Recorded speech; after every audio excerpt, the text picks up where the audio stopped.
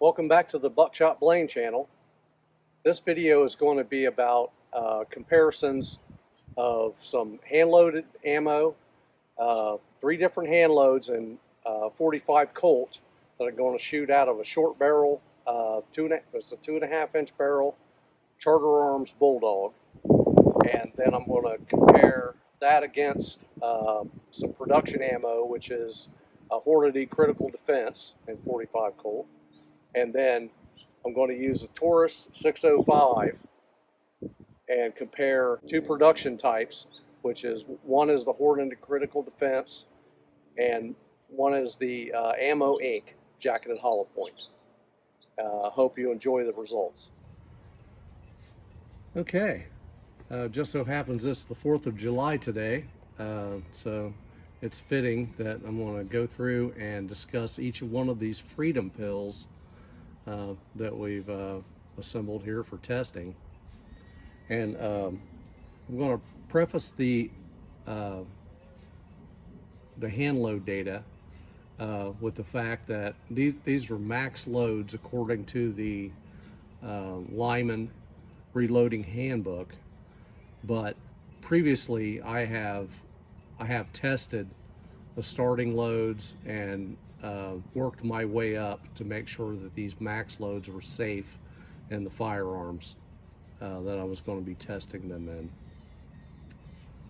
Another one of the purposes of this video was, for instance, with a hollow point bullet, I had a theory that you have to attain a certain speed to get the expansion performance that the bullet is designed for.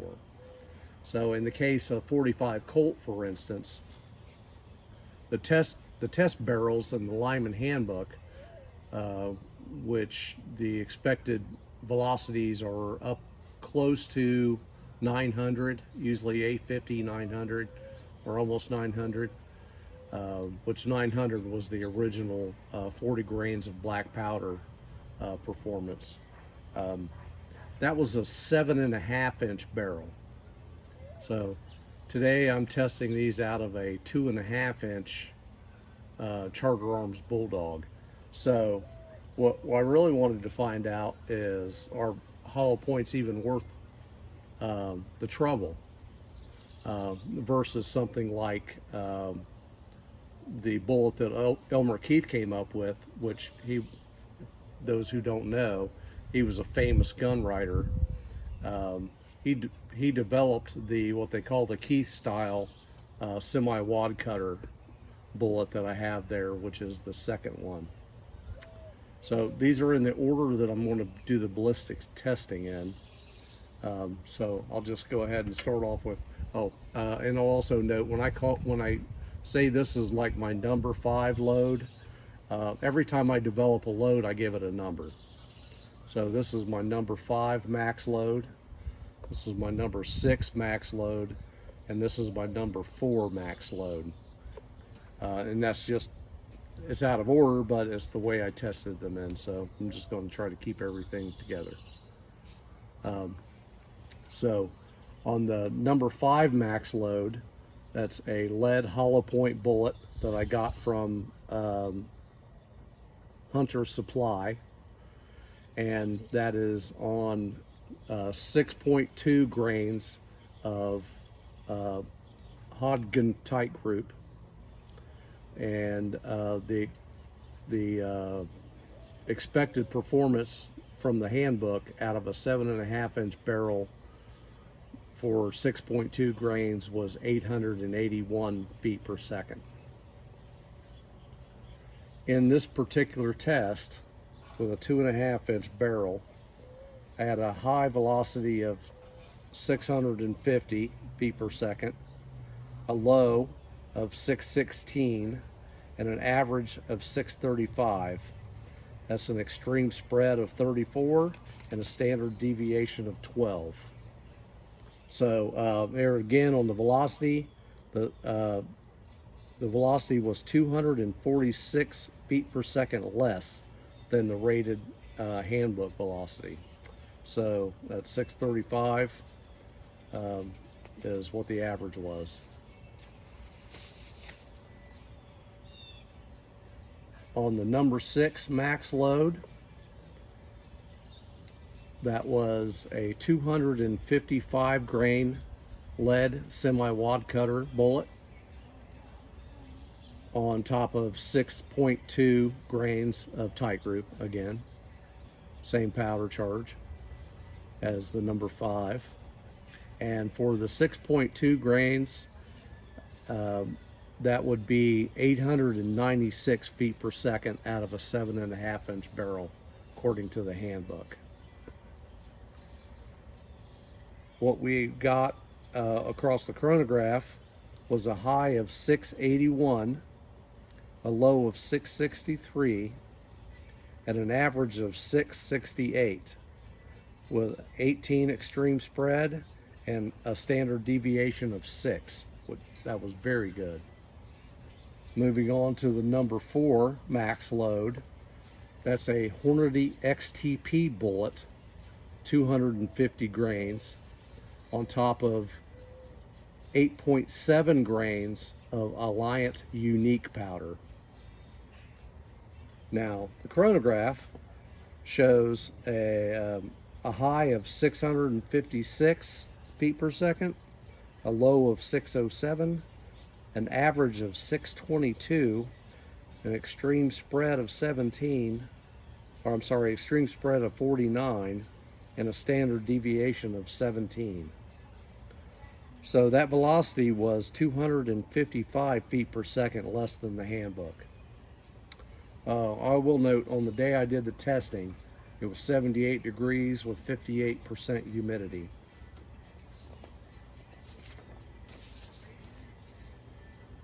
So now moving on to the production ammunition. This one is a Hornady Critical Defense FTX bullet and 185 grains. It was $32 a box of 20, so that was $1.65 a round. So we had a high velocity. We had an expected velocity from the box of 920. So I looked up, tried to find the barrel length. It wasn't noted on the box, but on the website they just claim it's a short barrel that they use for testing. So I expected pretty close velocities from this one, and I got it. So there was a high of 920 feet per second, a low of 903, an average velocity of 912, an extreme spread of 17, and a standard deviation of 6.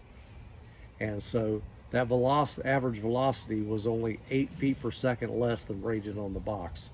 So that had very good consistency and very good performance. I expected this one to do very well in the testing. So last here in the 45 Colt, we have what would be considered range ammo.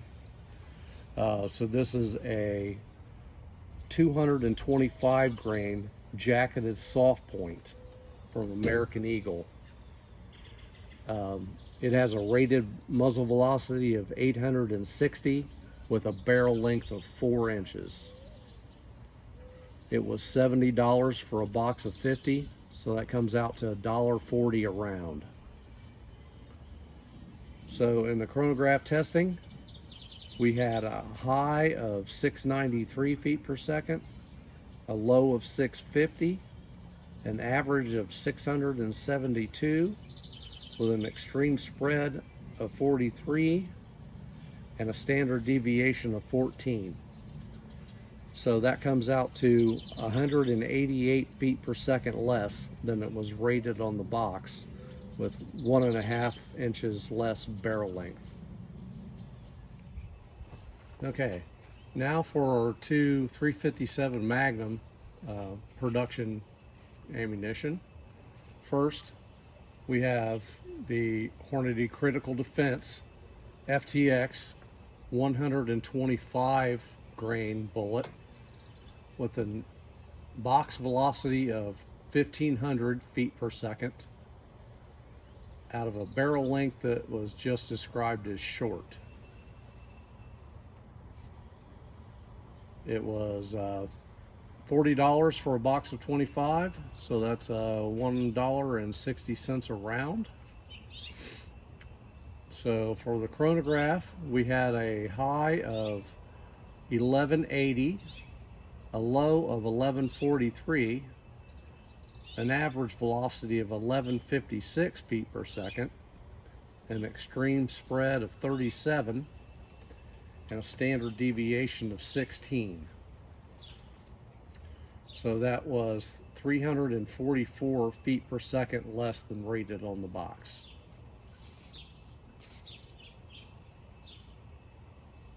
So second, we have the Ammo Incorporated jacketed hollow point 125 grain projectile with a rated muzzle velocity of 1,554 feet per second. This was $24 for a box of 20, so that was $1.20 a round, so a little bit less than the critical defense.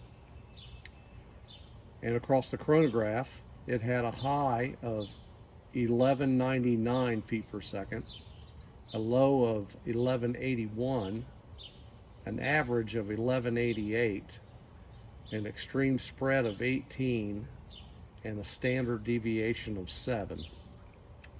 So then this was 366 feet per second less than rated on the box. I wanted to show you the two tools we're using in the testing. This one is the Charter Arms Bulldog and 45 Colt. I'll note it took me quite a while to find this one. I really wanted a concealed carry revolver and 45 Colt since I loaded so much of it. So finally found it. That's what I'm using. And then the other one is the Taurus 605 and 357 Magnum. It has a little bit smaller grip on it.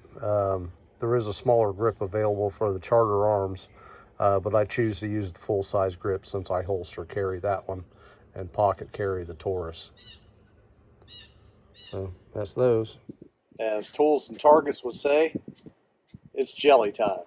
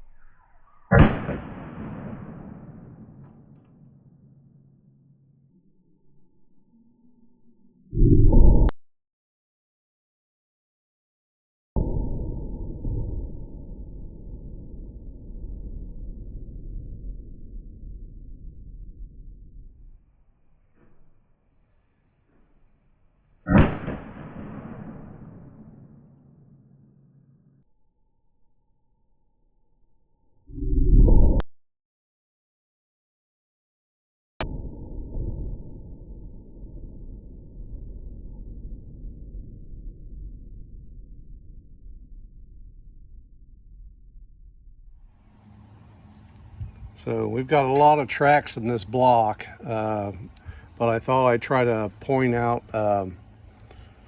some of the ones that were notable.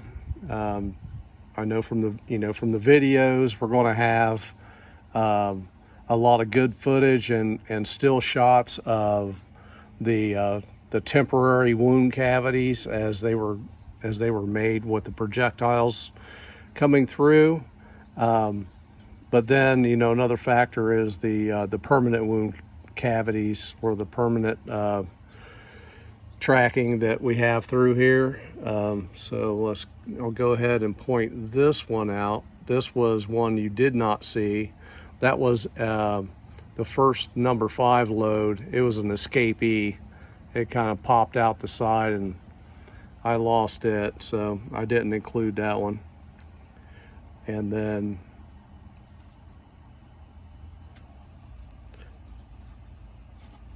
we have 2 that are kind of along this track right here. So I'll try to get a better angle. The lower, as I'm showing it here, pencil line was the number 5 lead hollow point.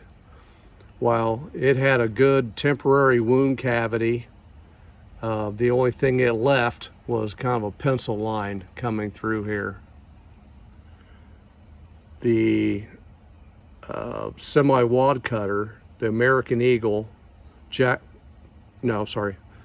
American Eagle jacketed soft point actually created this permanent wound cavity through here. All that disruption, it starts about 3/4 or about a third of the way through, and then get some really nice disruption in here, which is really surprising to me for a non-hollow point. But it did have some pretty good speed. And again, that was a factory, what I'll call range ammo.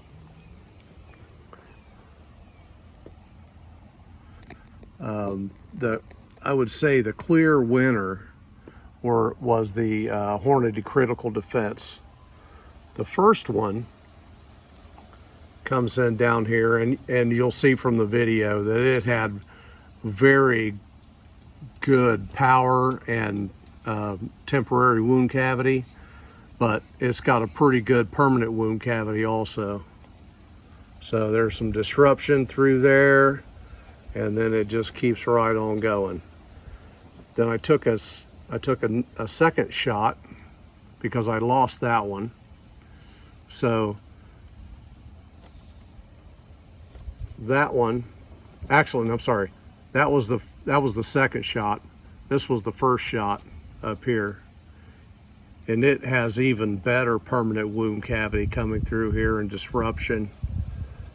Dumps a bunch of material, more disruption, keeps right on going.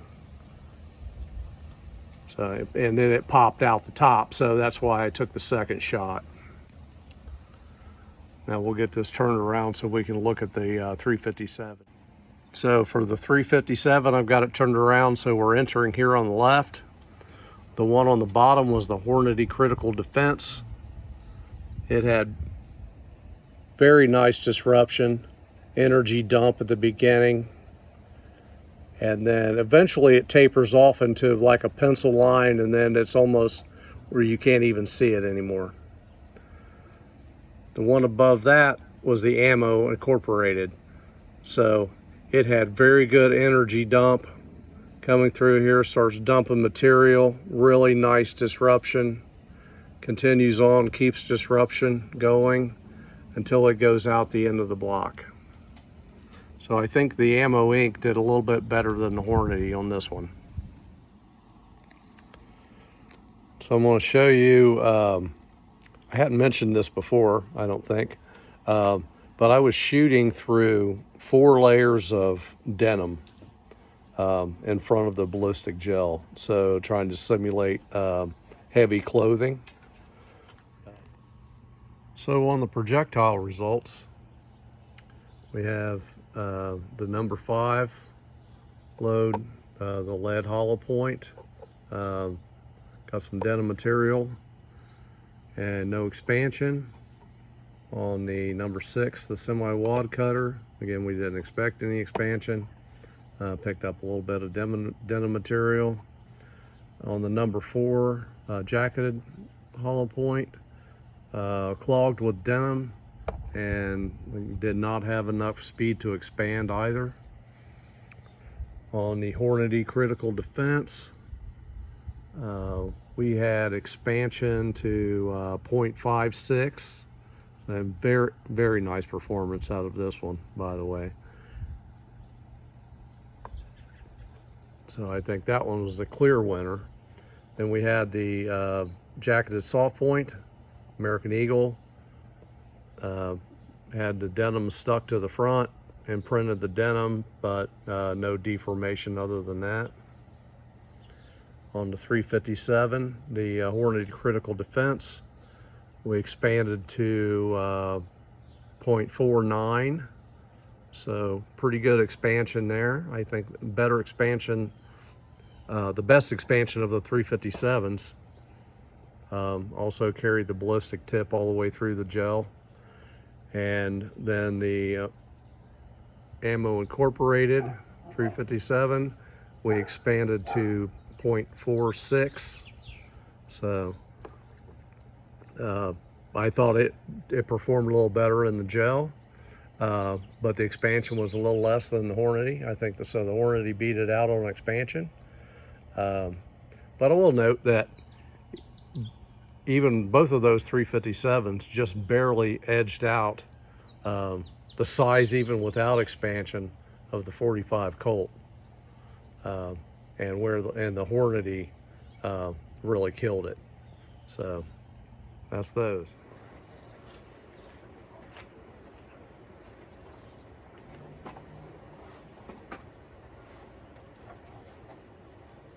Okay, so I think we're gonna summarize it like this. So I want to highlight what you saw in the videos from the ballistic gel. The temporary wound cavity can be incapacitating, especially if it would hit a vital like a heart or a lung, things like that. So I think just looking at the permanent wound cavity, like after the fact, which you probably can see in the gel, sometimes can be a pencil line, but initially could be, you know, something you could stick your fist in.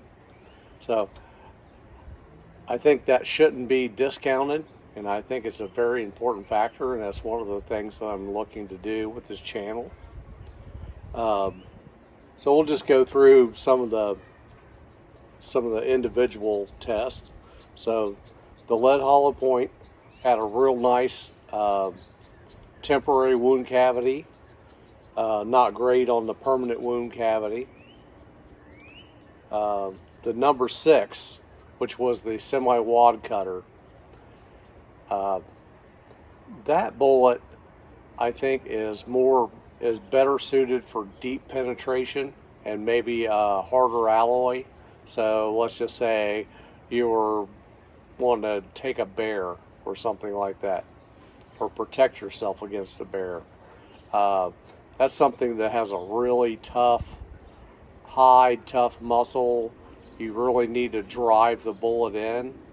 I think that is a perfect shaped bullet to get that job done. It by far penetrated deeper into the fleece after passing through the ballistic gel, about 5 layers, I believe. The number 4 jacketed hollow point, that was the third hand load. Had a good temporary wound cavity, a little bit better permanent wound cavity than the number 5 load, I thought, or than the number 5 load.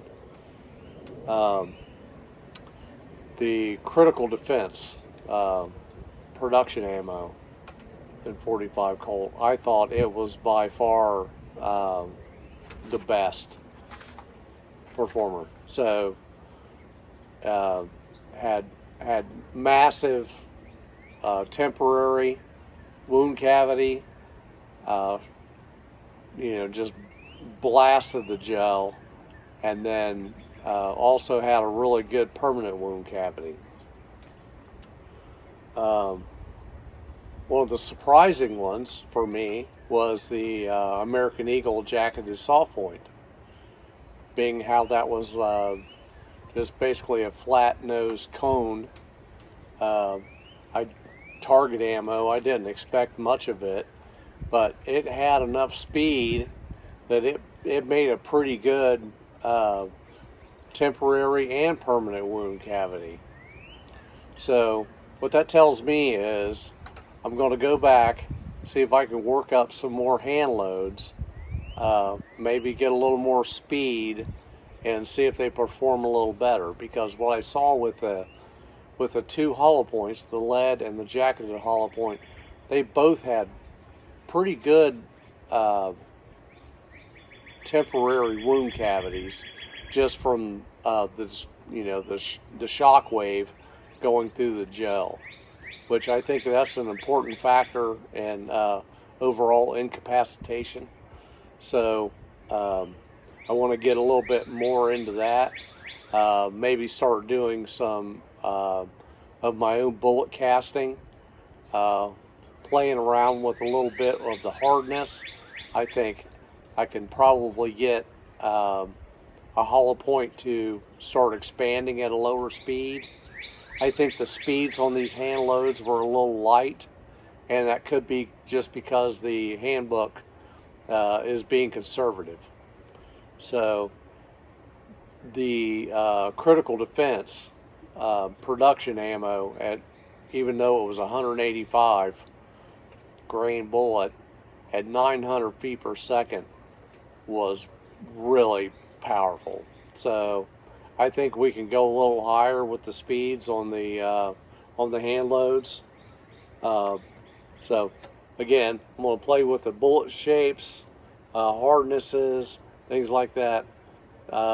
See if I can come up with a hand load that performs a little bit better, more like a production, like the Hornady. Now, to the 357s. Both of those performed great. I can't take anything away from either one of them. I thought the Ammo Incorporated did a little bit better than the Critical Defense, but both of them would do the job, and no doubt about it.